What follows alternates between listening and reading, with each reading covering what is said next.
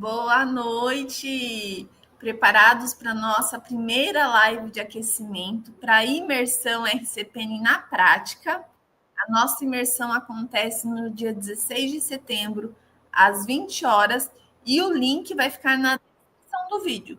Se vocês ainda não se inscreveram para a nossa imersão RCPN na prática, vamos deixar o link aqui para vocês se inscreverem. E nós teremos live também de aquecimento amanhã, também às 20 horas aqui no YouTube. O tema da nossa live de amanhã é o artigo 110 da Lei de Registros Públicos. Eu vou trazer o artigo aqui que trata da retificação administrativa e nós vamos estudar ponto por ponto. Combinado? Posso contar com vocês na sexta-feira?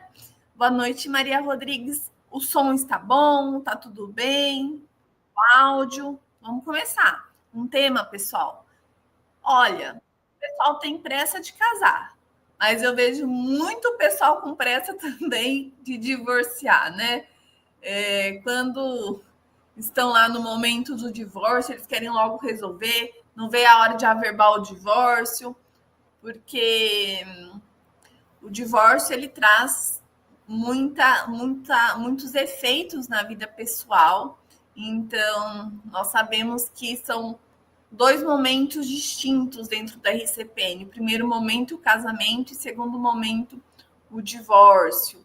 Boa noite, Hudson, Maria Rodrigues, Isabela, Luciana, sejam bem-vindos. Bom, eu separei alguns pontos relevantes, tá? Para a gente aqui pensar a respeito do divórcio no RCPN. Precisamos primeiro lembrar que o Código Civil, lá no artigo 1571, ele traz que o divórcio ele faz terminar a sociedade conjugal e o casamento válido só se dissolve pela morte de um dos cônjuges ou pelo divórcio. Então, a dissolução do casamento é só de duas formas.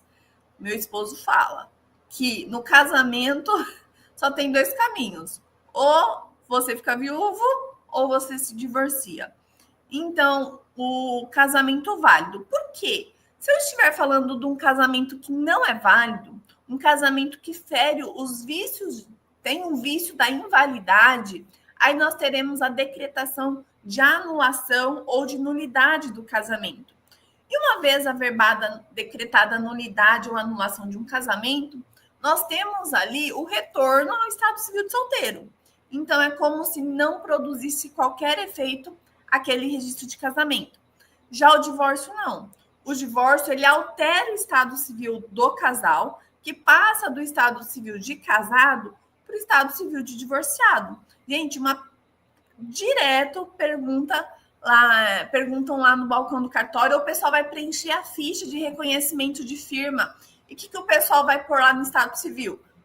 Coloca, sou solteiro. Aí você vai falar, mas você é solteiro? Você nunca casou em cartório? Não, já casei, mas já separamos. Já estou solteiro de novo. Não, uma vez casado, e um casamento válido, né? A dissolução definitiva ou vai se dar pelo divórcio ou vai se dar pela viuvez. Boa noite, César. Que honra tê-lo aqui. Boa noite, Luiz. Então, nós temos duas formas de dissolver o casamento: pelo divórcio e pelo óbito. O divórcio, eu separei alguns pontos aqui de grande reflexo dentro do RCPN. Então, qual é o efeito do divórcio averbado no RCPN? E esse ponto ele é importante, tá? Eu preciso averbar o divórcio no RCPN por quê? Porque é com a averbação que eles vão passar para o estado civil de divorciados. Em que momento vocês entendem que acontece o divórcio do casal? É no momento do processo, quando eu entro com o processo, é no momento da sentença, é no momento do trânsito em julgado, é no momento lá que é averbado no casamento. Qual é a importância de eu averbar um divórcio no assento de casamento, tá? E a lei dos registros públicos, ela traz que a averbação, ela fala registro, tá? Mas o ato a ser praticado é de averbação. O divórcio, ele precisa ser averbado para produzir efeito erga omnes, tá? O casal, ele é considerado divorciado com a sentença. Então, é na sentença que é ali dissolvido o vínculo conjugal. Mas a publicidade dessa decisão só ocorre com a sua averbação lá no assento do casamento, tá? E hoje nós temos 2 títulos que ingressam no registro civil que podem levar à averbação do divórcio. Que títulos são esses? Eu tenho um mandado judicial ou um título judicial. Hoje é muito comum as sentenças com forças de escritura pública. Isso para trazer economia e celeridade processual. Ponto importante aqui, pessoal. A gente só aceita uma sentença para averbar sem um mandado, né? Quando o juiz ele é específico. Ele fala especificamente, olha, essa sentença terá força de mandado. Porque existem decisões que o juiz fala assim, olha, será expedido o mandado. Então, aqui é o primeiro ponto prático do dia a dia. Porque já aconteceu no meu cartório, já aconteceu no cartório dos meus alunos. Então, quando chega uma sentença para a gente averbar, e é comum, às vezes, a parte está com tanta euforia para ver logo, pegar a sua certidão de casamento e alterar os seus nomes, que ela leva a sentença no cartório e fala, olha, vim averbar meu divórcio. A gente só aceita essa sentença se o juiz ele for específico em dizer essa sentença servirá como mandado para fins de averbação. Porque a sentença, quando ela falar que ela serve de mandado, e aqui é super relevante para entender o porquê, tá? Porque o título judicial ou o título de escritura pública, mas a escritura pública ela é bem diferente do título judicial na sua forma. Mas olha só, hoje a sentença judicial, para ela fazer força de mandado, o juiz tem que, na sentença, então, essa sentença servirá de mandado para averbação e ele vai indicar qual é o assento que vai receber aquela averbação. Porque eu tenho certeza que vocês já viram aí que hoje os processos judiciais, as sentenças, não saem o nome das pessoas, sai só as iniciais. E aí, se você me traz uma sentença só com inicial, mandando eu averbar, gente, como que eu vou saber no assento de quem? Você vai me indicar, mas que segurança? O título tem que me trazer essa segurança. O oficial do registro civil, ele cumpre o título. O título, isso está na lei de registros públicos. O título precisa conter uma ordem clara, específica, indicando o assento que ele deve adentrar.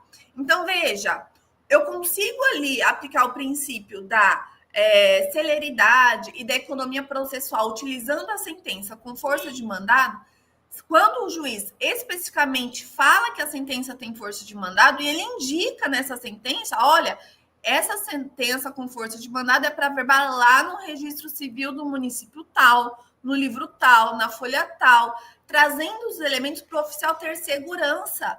Porque as sentenças hoje, elas não vêm trazendo o nome das partes completo. Como que eu vou saber?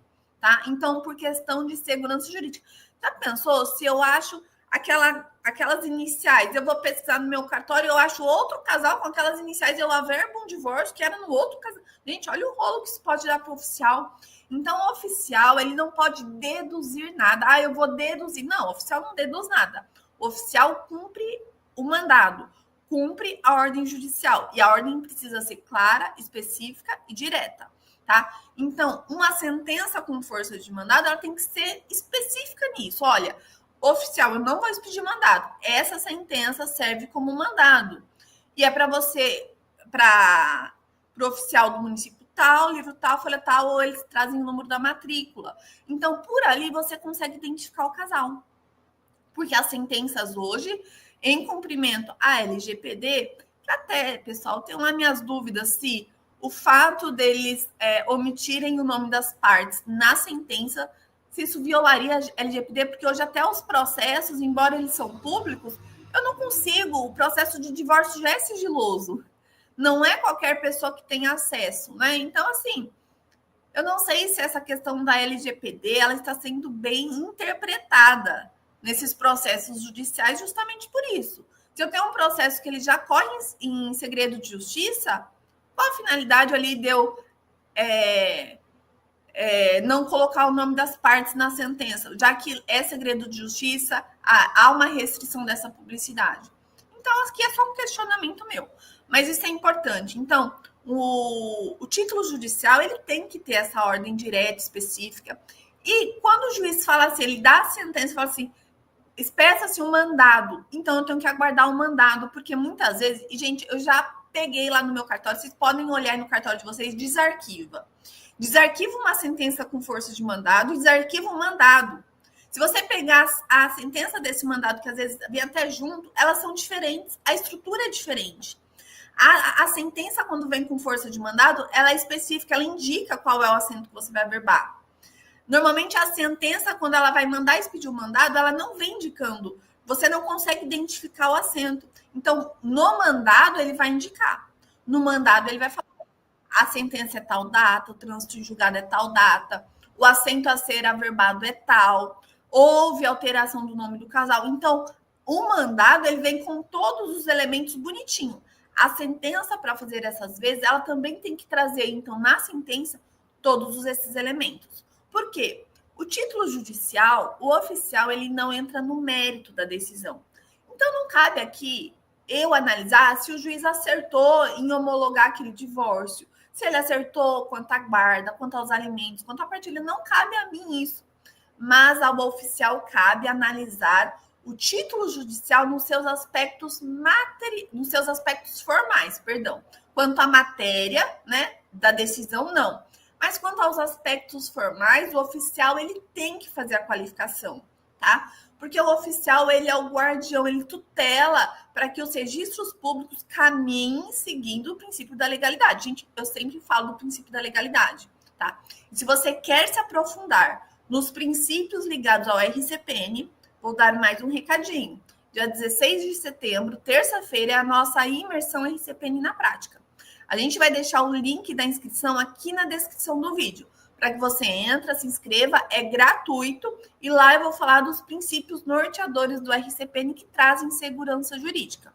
Então, veja, eu preciso zelar para que a dinâmica do RCPN mantenha a legalidade, mantenha a observância à ordem, mesmo porque o oficial, ele é o profissional do direito que tutela ali as normas de registros públicos. Gente, o juiz, o promotor, o advogado, eles estão preocupados ali em resolver o litígio, né? É outra preocupação, é outra função. O oficial, ele não está preocupado com litígio, ele não está preocupado com nada de questão processual. O oficial, ele zela pela tutela da regular inscrições dos atos nos registros públicos para manter segurança jurídica, eficácia dos atos.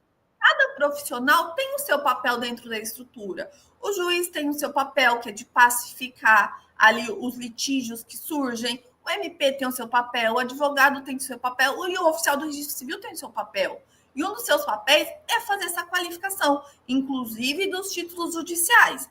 Nós temos isso previsto na Lei 6.015, na Lei 8.935 e diversas jurisprudências que estão lá no site da Colemata, tá?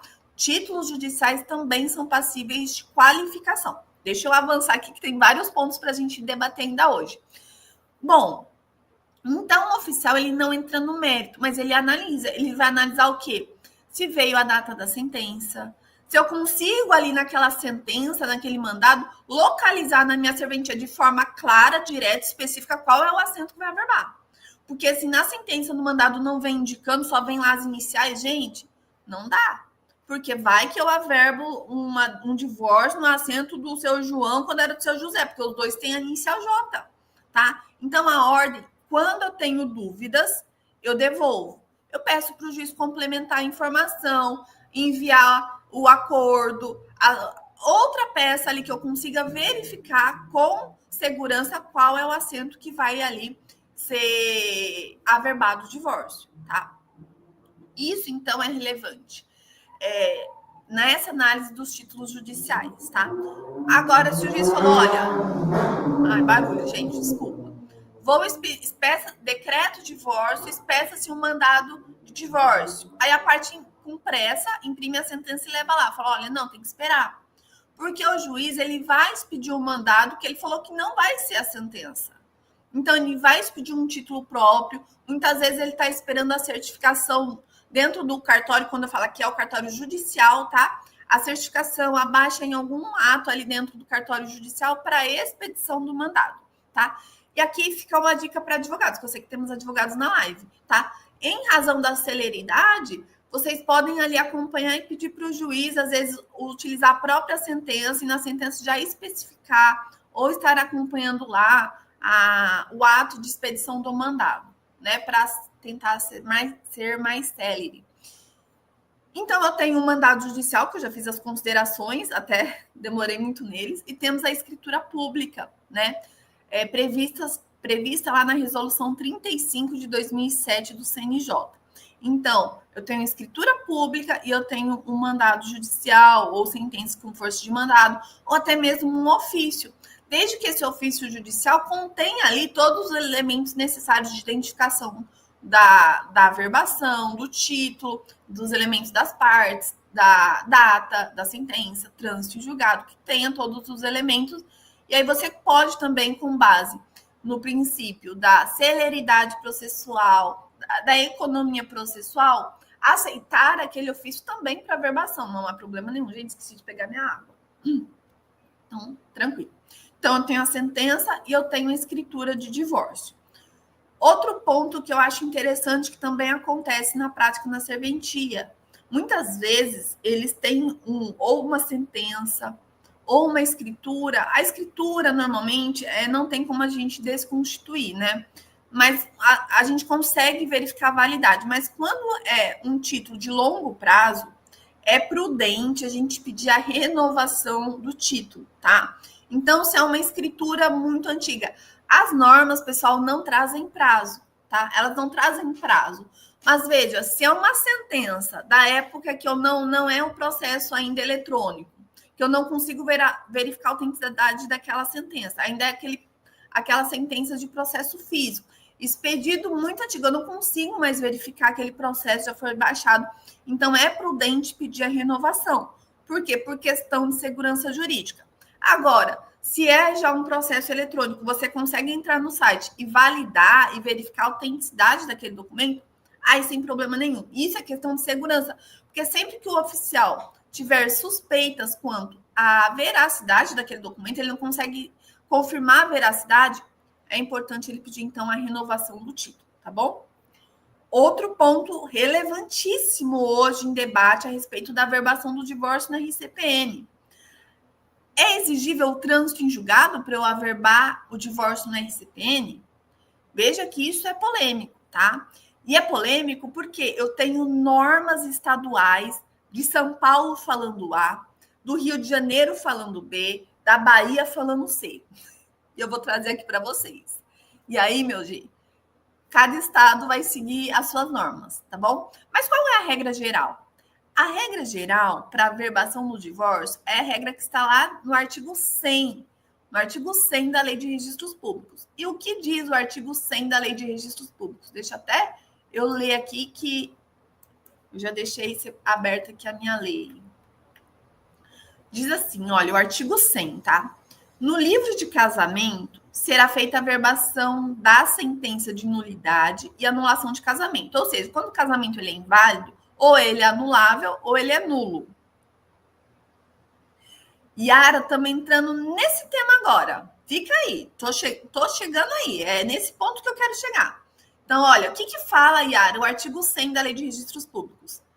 Que a sentença de nulidade e anulação de casamento, bem como o desquite. Veja que a literalidade desse artigo aqui 100 foi dado em 1975. Então, veja que em 1975 nós não tínhamos divórcio direto. Então, quando eu falo aqui desquite, hoje, numa interpretação com base no nosso atual Código Civil e na nossa Constituição Federal, eu tiro a palavra desquite e eu coloco a palavra divórcio, tá? Então, bem como do divórcio, declarando-se data em que o juiz a proferiu, a sua conclusão, nome das partes e trânsito julgado, tá? Então, a regra geral é que haja o trânsito julgado. Por quê, Alice? Porque as averbações, os atos ligados aos registros públicos, eles são regra geral, existem atos que são exceção, mas regra geral, eles são dotados de definitividade para fins de segurança jurídica. Então, a regra geral, Yara, é que haja o trânsito em julgado, tá? Agora, vamos comentar algumas exceções, tá? Eu trouxe para vocês a norma de São Paulo, tá? Yara, você é do Rio Grande do Sul? Você sabe o que diz o seu código de normas? Se você tiver acesso, senão depois eu posso olhar, tá? Mas olha o que fala o Código de Normas de São Paulo. Então, a regra geral, pessoal, quando eu falo assim, nos elementos do assento, olha, o item 136 das normas de São Paulo, ele vai falar a respeito do trânsito em julgado, porque a regra geral é o trânsito em julgado. Então, em São Paulo, Yara, é obrigatório o trânsito em julgado. E diz assim, olha, a averbação da São Paulo. Então, turma de São Paulo, fica atento. As averbações das decisões e sentenças de separação judicial e de divórcio será feita à margem do assento de casamento e dependerá da comprovação. A. Em se tratando de decisão proferida em tutela provisória, do decurso do prazo para interposição de recurso pela parte contrária. Tá? Então, tutela provisória, quando o cartório judicial, tá? Não o cartório extrajudicial. O cartório judicial do fórum vai ter que emitir uma certidão que, quanto à decretação do divórcio, já transitou em julgado. O processo vai continuar em relação às outras discussões, mas quanto a esse ponto, o cartório judicial precisa dar uma certidão nesse sentido. É o que está nas normas de São Paulo. B. Em se tratando de decisão parcial de mérito, do decurso do prazo para interposição do recurso. Em se tratando de sentença do trânsito em julgado do capítulo da sentença que decretou o divórcio. Então, pode ser que ali foi decretado o divórcio, homologada a partilha, alimentos, pensão dos filhos, e a parte recorreu quanto? Partilha, guarda dos filhos, determinação de alimentos. Então, veja, é possível que o cartório judicial dê uma certidão de trânsito julgado parcial. Então, vai dar, olha, quanto à parte dispositiva do divórcio, da decretação do divórcio, transitou em julgado. Continua em sede de recurso a discussão sobre isso, aquilo outro. E aí sim eu posso, então, averbar. Isso aqui no estado de São Paulo. No Rio de Janeiro, o Rio de Janeiro, ele fala o seguinte, olha, é possível sim eu averbar um divórcio sem o trânsito em julgado. Mas veja aqui que é uma averbação de divórcio temporária, porque ele fala assim no artigo 857, o divórcio decretado em sede de tutela provisória de urgência ou de evidência será averbado a requerimento do interessado enquanto não transitado em julgado a sentença. Somente se houver determinação judicial expressa nesse sentido. Caso em que constará no corpo da averbação e das certidões expedidas tratar de medida adotada de provisoriedade e sujeita a cancelamento. Não confirmada a tutela, caberá ao interessado promover o cancelamento da averbação junto ao oficial do registro. Havendo o trânsito em julgado da sentença ou acordo definitivo do divórcio, caberá ao interessado requerer sua averbação à margem do assento de casamento. Então, veja que no Rio de Janeiro é possível, sim, desde que o juiz conste expressamente nesse sentido de averbação provisória, a parte fica obrigada depois, se ocorrer de averbar o cancelamento dessa averbação do divórcio, gente, já pensou você cancelar uma averbação de divórcio provisório, quer dizer, a pessoa ficou divorciada provisoriamente. Quais os efeitos disso? Então, gente, isso daqui são questões novas que ainda está, assim, começando o debate, tá? Não é algo pacífico. E se houver o trânsito julgado, depois a parte tem que apresentar a certidão do trânsito julgado para aí sim a fazer a averbação e o divórcio virar definitivo.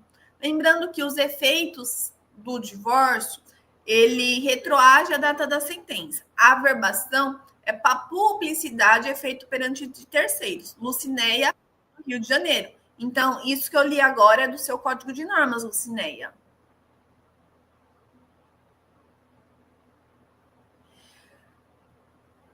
Yara, eu não estou com o seu código de normas aqui, mas o que eu dou de orientação prática, tá? Gente, se o seu código ele é omisso, você vai para a regra geral do artigo 100 da Lei de Registros Públicos. Porque veja que o afastamento do trânsito julgado, Yara, tem que ter previsão legal específica nisso. Você vê que o Rio de Janeiro, ele é específico, fala, olha, só vai averbar o divórcio em tutela de urgência, em tutela liminar, se o juiz colocar na sentença expressamente essa averbação provisória. Senão, não. Então, veja que foi específico, tá?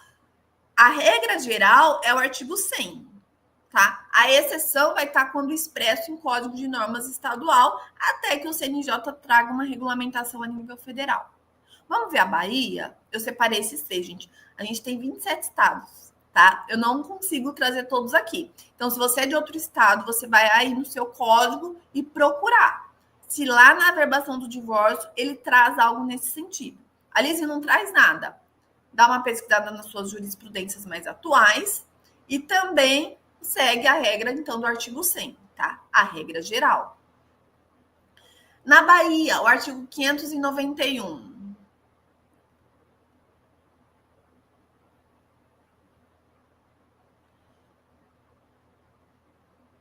Vamos lá. Bom, Yara, aí, né, eu não sei, então, talvez você tenha algum respaldo no seu código de normas.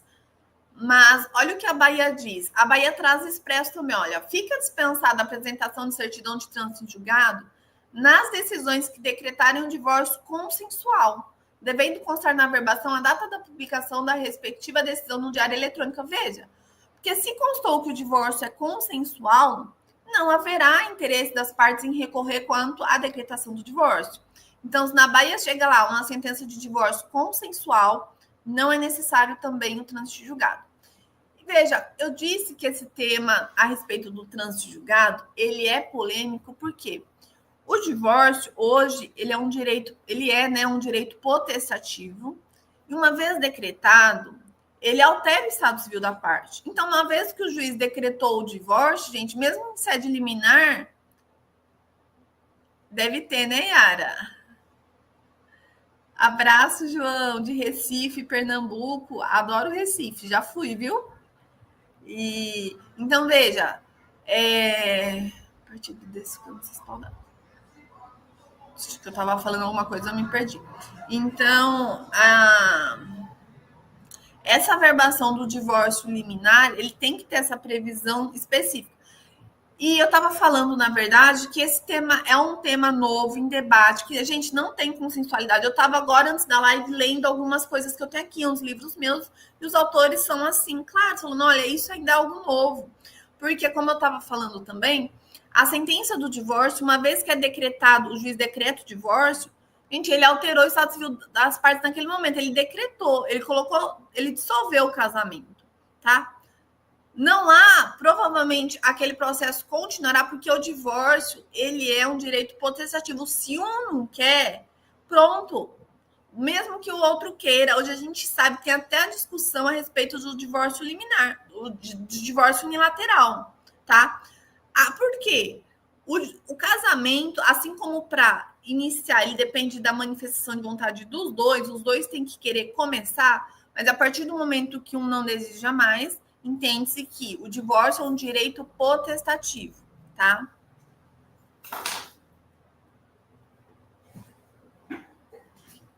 Lá no Rio Grande do Sul fala o seu trânsito de julgado quando houver. Então, ele abre margem aí, Yara, tá? Então, você tem esse respaldo, sim.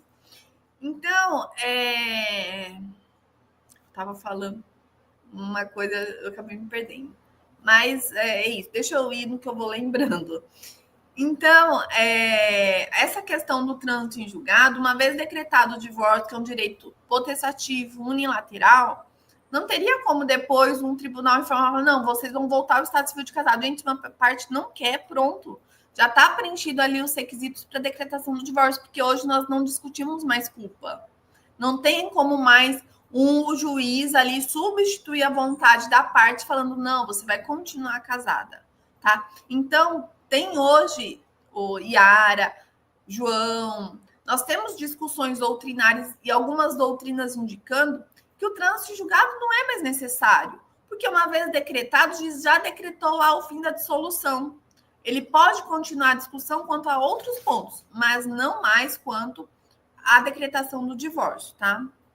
Boa noite, Sheila. Outro ponto então, superamos a parte ali do trânsito em julgado. Continuemos. Quais são os elementos da averbação, tá?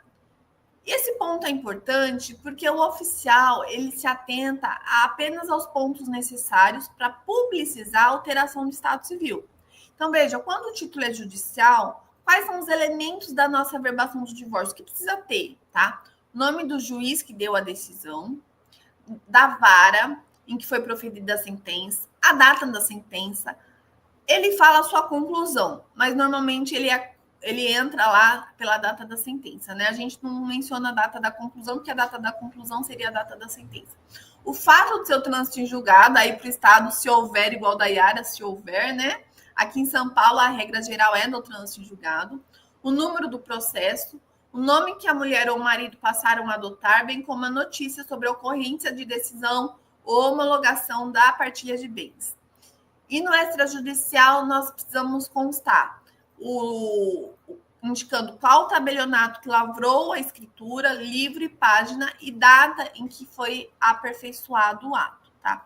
Veja que aqui não é elementos da averbação o motivo do divórcio. Então, questões de ordem material discutidas no processo não entram aqui na nossa averbação. O motivo, nós não damos nenhuma informação quanto a isso. Agora, quanto ao fato também de constar a informação de bens a partilhar, tá? Esse também, cada estado às vezes traz uma regra própria, tá? Porque ele fala que como um dos elementos da averbação, olha, a informação da partilha de bens. A gente sabe que quando a gente informa ali no divórcio que houve a partilha de bens, a gente torna aqueles nubentes que se divorciaram, os divorciandos, quando eles forem contrair um novo casamento ou uma união estável, é afastado o regime de separação obrigatória de bens. Então, essa informação é relevante para essa finalidade, tá? Aqui no estado de São Paulo, nós temos o enunciado 41 que fala assim, olha, se constar no título judicial ou escritura pública que foi feita a partilha de bens, por ocasião da separação de divórcio, deverá constar na respectiva averbação a simples notícia de que foi feita a partilha. Então, foi decretado o divórcio, a parte retornou a assinar o nome de, foi efetuada a partilha dos bens. Então, quando vem a informação que foi efetuada a partilha, a gente menciona que foi feita a partilha. O inverso em São Paulo, o inverso não deverá ser feito. Ou seja, não se deve mencionar na averbação que não foi feita a partilha. Por quê? Tá? Aqui no estado de São Paulo. Se eu menciono, olha, não foi feita a partilha, eu gero uma segunda obrigação para esse casal. De formalizar essa partilha para depois trazer para averbar que fez a partilha, tá? Então, é possível que, na ausência dessa informação, que houve a partilha, eu não presumo que não houve, tá? Porque eles podem ter feito depois uma partilha amigavelmente, não precisou oficializar isso para recolhimento de imposto, enfim, para afastar a imposição do regime de bens, aí nesse caso, cada estado também traz uma exigência. Aqui no estado de São Paulo, basta a declaração, tá, de que foi feita a partilha de bens. Então, não precisa comprovar documentalmente. Basta o nubente que deseja agora contrair novo casamento declarar expressamente: foi efetuada a partilha de bens. Mas tem estados que exigem a comprovação. Então, olha, se não constou na averbação que houve a partilha de bens, você precisa apresentar o instrumento da partilha, para agora sim eu afastar o regime da separação obrigatória de bens. Então, veja que nós temos normas diferentes em cada estado e a gente precisa ficar atento a isso, tá? Lembrando mais uma vez que no dia 16 de setembro nós vamos ter a nossa imersão RCPN na prática. E lá eu vou falar dos principais princípios norteadores do RCPI. Se você não é aluno do curso RCPN na prática, eu convido vocês a se inscrever. A gente vai deixar o link na descrição desse vídeo. A imersão é totalmente gratuita. Vai acontecer em um link que nós vamos enviar para todos que se inscreverem, tá? E lá nós vamos, inclusive, apresentar como funciona o nosso curso RCPN na prática, tá bom? Vou falar agora sobre o nosso último tópico, tá? Que é a respeito de questão prática também. Nós tínhamos, antes da decretação do divórcio direto, a previsão do Instituto da Separação. Então, quando tinha separação, né, antes da emenda 66, era necessário um prazo, né, da separação para depois pedir a conversão em divórcio.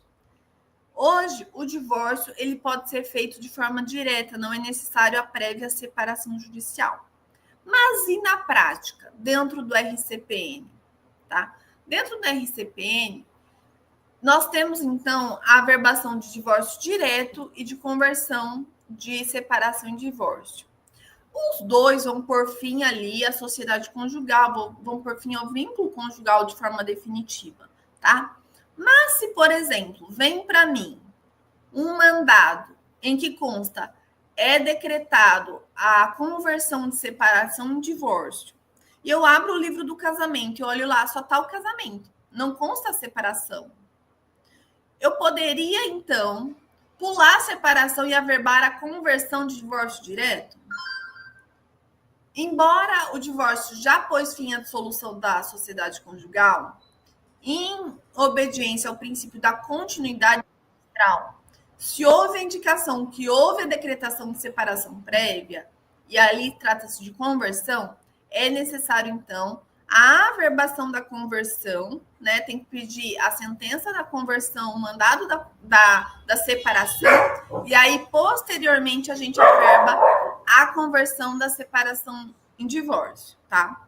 Então, isso é uma causa. Alice, mas para o casal não tem efeito prático porque dissolveu do mesmo jeito. Sim, tá? Mas é uma questão de ordem registral, tá? Se houve essa informação, e mesmo porque quando havia separação, havia ali um período em que decretada essa separação, isso pode gerar efeitos, inclusive, em partilha de bens futura, caso surja algum bem existente nesse período, tá? Então, por questões de ordem registral, o princípio da continuidade registral, olha só, eu falei do princípio hoje da legalidade, da continuidade registral, todos os princípios que eu vou tratar de forma mais aprofundada no dia 16 de setembro lá na nossa imersão, tá? Então, em obediência a esse princípio da continuidade registral, eu peço, então, primeiro a averbação da separação e depois o divórcio. Alice, e se eu tenho um casamento registrado, aí eu tenho uma averbação de separação e vem uma escritura de divórcio direto, ou vem lá uma sentença que não falou que converteu em divórcio, mas falou que decretou o divórcio. Aí não há prejuízo, tá? Não há prejuízo porque eu já tenho essa informação e poderia ter sido feito o divórcio direto. Não há ali alteração de efeitos nenhum. Mas se há informação de conversão e essa não está no assento, é necessário estar no assento também. Eu tive eu não sei nem se ela está aqui, tá?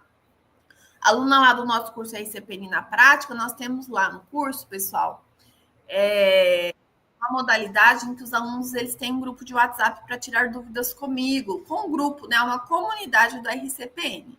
Se você se sente aí sozinho, isolado, perdido, quer compartilhar, quer ter um grupo para tirar dúvida, para discutir, vem para a nossa comunidade, tá bom? Participa da nossa imersão. Então, essa aluna trouxe a seguinte questão. Ela falou que teve um casamento lá no cartório dela e tinha uma averbação do divórcio. E nessa averbação do divórcio, não menciona nada quanto ao retorno ao nome de solteiro da mulher. E a mulher veio no cartório e falou assim, não, mas eu retornei no meu nome de solteiro. Quando a minha aluna, que é oficial de um cartório, foi desarquivar um documento antigo lá, um mandado da averbação do divórcio, ela desarquivou. Quando ela desarquivou, ela percebeu que no mandado realmente não falava quanto ao retorno ao nome de solteiro. Mas o mandado falava que era conversão de separação de divórcio. E olha só, por que é importante a gente averbar a conversão e depois o divórcio? Olha por quê. Porque quando veio o divórcio, apenas a decretação do divórcio, o juiz não falou nada do nome dela. Aí ela desarquivou. Quando ela desarquivou, ela viu que lá no mandado arquivado não falava nada do nome, mas falava que era conversão. Ela falou, olha, falou que é conversão, mas a conversão não está averbada. Aí a parte foi lá, achou um mandado, a sentença da separação. E na separação falava que ela tinha retornado ao nome solteiro. Então veja que eu pulei uma parte importante, Porque tanto a referência à partilha dos bens quanto o retorno ao nome do solteiro estava lá na sentença da separação.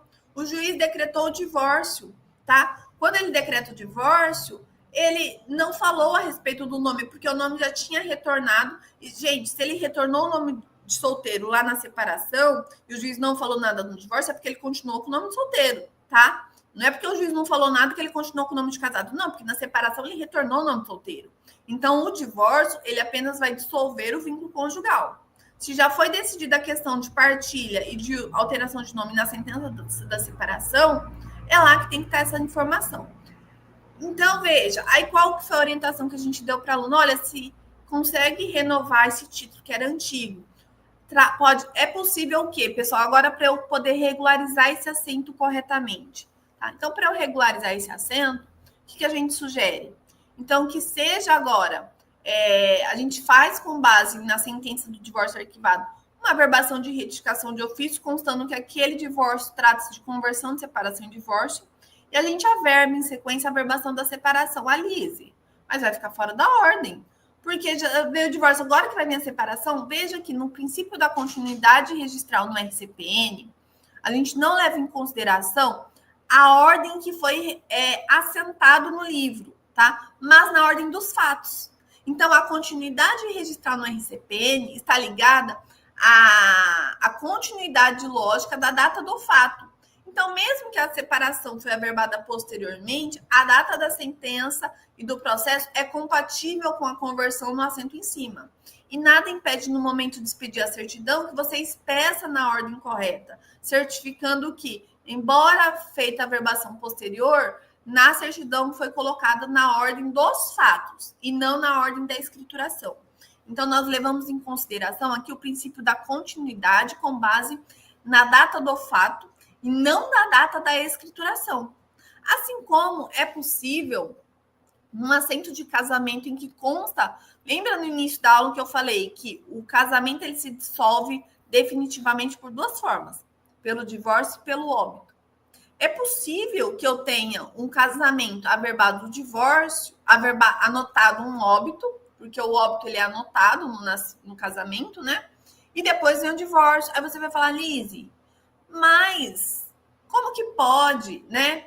Ele ter agora averbado o divórcio se o casamento já dissolveu pelo óbito? Porque muitas vezes o divórcio já tinha sido decretado antes do óbito.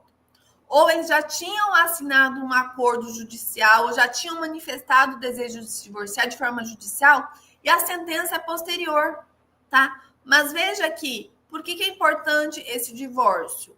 Porque provavelmente esse outro cônjuge não fará ali a condição de herdeiro, porque uma vez decretado o divórcio, também cessa a condição de herdeiro, diferente do óbito. Porque o cônjuge viúvo, né, se eu altero o estado civil, Alice, então qual que é o estado civil deles? E aí é importante que nesse caso, né, que o divórcio venha especificando que houve o falecimento do cônjuge no curso do processo, ali já com a data ali apresentando a data em que foi manifestada a vontade em juízo, você já consegue apurar isso. Então, uma vez lá que foi decretado o divórcio, já cessou ali o casamento, não há mais ali o cônjuge como direito, como herdeiro do outro cônjuge. Então, isso é muito relevante para questões sucessórias, para questões previdenciárias, pensão, né? Então, é relevante, é possível sim uma averbação do divórcio posterior uma anotação de óbito, tá bom? E aí, nesse caso, também provavelmente depois tem que alterar o óbito, né? Porque talvez quando fez o óbito ele ainda estava casado e agora precisa fazer lá uma averbação para constar que foi decretado o divórcio. Então, olha como é complexo, né? Então, é isso aí. Pessoal, eu queria, por fim, né, perguntar para vocês como que foi a nossa live. Parece simples, mas quantos detalhes? Só para a gente finalizar aqui, porque senão fica cansativo, né? Ali, uma novidade que nós temos pela Lei 14.382. Se por um acaso o juiz ele foi omisso quanto ao retorno ao nome de solteiro, né? Antigamente, antes da Lei 14.382, a parte, normalmente a mulher, né? Mas o homem também, aquele que adotou o sobrenome do outro, Se no divórcio não falou nada, ou seja, ele continuou com o nome de casado, se ele deseja retornar ao nome de solteiro, antes da Lei 14.382, era necessário, se fosse judicial, requerer lá, desarquivar processo e pedir para o juiz, né, o retorno ao nome de solteiro, com expedição de mandado agora para essa averbação. Agora, ou se fosse um divórcio por escritura pública, você tinha que pegar o advogado, pagar o advogado, ir com o advogado no cartório, fazer uma escritura para retornar o nome de solteiro. Hoje, tá, com a Lei 14.382, a parte que permaneceu com o nome de casado, ela pode hoje diretamente no registro civil, independentemente de assistência de advogado, diretamente, sem justificar, ir ao registro civil e solicitar o seu retorno ao nome de solteiro. Como que a gente faz isso? Gente, eu ensino isso lá no nosso curso ICP na prática. Mas lá no provimento 149 do CNJ, no artigo 515 em diante, vai tratar só de alteração de nome. E lá ele vai falar a respeito do procedimento da exclusão do sobrenome do cônjuge, tá? Então, se eu vou excluir o sobrenome do meu cônjuge, eu não preciso mais chamar o advogado, não preciso mais desarquivar processo, lavrar a escritura, não, eu vou direto, eu não preciso da anuência do ex-cônjuge, não, porque o nome é meu, é um direito meu, eu quero excluir.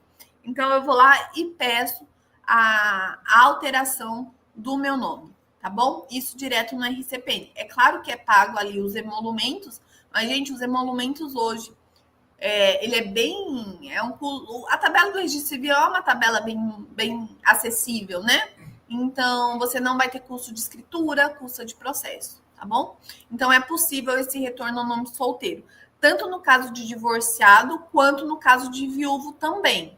Então, aquele que não se manifestou interesse em retorno ao nome solteiro no divórcio, pode ficar tranquilo que você pode requerer a qualquer momento. Agora, o contrário já não, tá? Eu não posso, depois que eu me divorciei, eu ficou viúva, e eu excluí o sobrenome do meu cônjuge, eu não posso depois pedir para retornar o nome de casada. Uma vez dissolvido o vínculo conjugal, eu não posso mais retornar o nome de casado. É só a exclusão, tá? Inclusive, nós tivemos uma decisão do TJ São Paulo, e veja que foi uma decisão judicial, hein? Não foi nem sede administrativa, em que foi decidido, a mulher, quando ela se divorciou, ela optou por retornar o nome solteiro. Mas depois, ela... Que bom, Cineia. Obrigada, viu, Soraya? Yara, Sheila. Então, depois que ela retornou ao nome de solteira, gente, ela não se adaptou, porque foram tantos anos usando o nome de casado que ela não se adaptou. E aí, ela foi judicialmente pedir ao retorno ao nome de casado, porque o nome dela estava muito diferente do nome dos filhos, o nome dela de solteira era bem diferente do nome dos filhos, então estava dando muita... Ela não tinha se adaptado, nos lugares ela estava tendo problemas. E isso, o TJ entendeu, falou que não. Uma vez rompido o vínculo conjugal, você não tem mais o direito, mesmo que o outro cônjuge concorde, tá? Porque rompeu o vínculo conjugal, não existe mais vínculo familiar, tá? Ou teria que ter mantido, ou uma vez excluído, não tem como mais retornar, tá bom? Pessoal, eu agradeço a paciência, quero já convidá-los para estar comigo amanhã na nossa live sobre o artigo 110 da Lei de Registros Públicos. Vamos falar de retificação administrativa direto no RCP, gente. Confesso que eu acho que eu fui corajosa de decidir por esse tema, porque é tão polêmico, né? Essa análise é tão subjetiva. Então, eu convido vocês para estarem comigo amanhã, às 20 horas. Obrigada, viu, César? Muito obrigada. Está convidado para estar amanhã com a gente também. Vamos falar de retificação administrativa. Essa live ficará salva aqui no YouTube, então vocês podem compartilhar essa live. Então, amanhã é o nosso segundo encontro, a segunda live de aquecimento para a nossa imersão RCPN na prática. E na terça-feira, 16 de setembro, nós teremos a nossa imersão.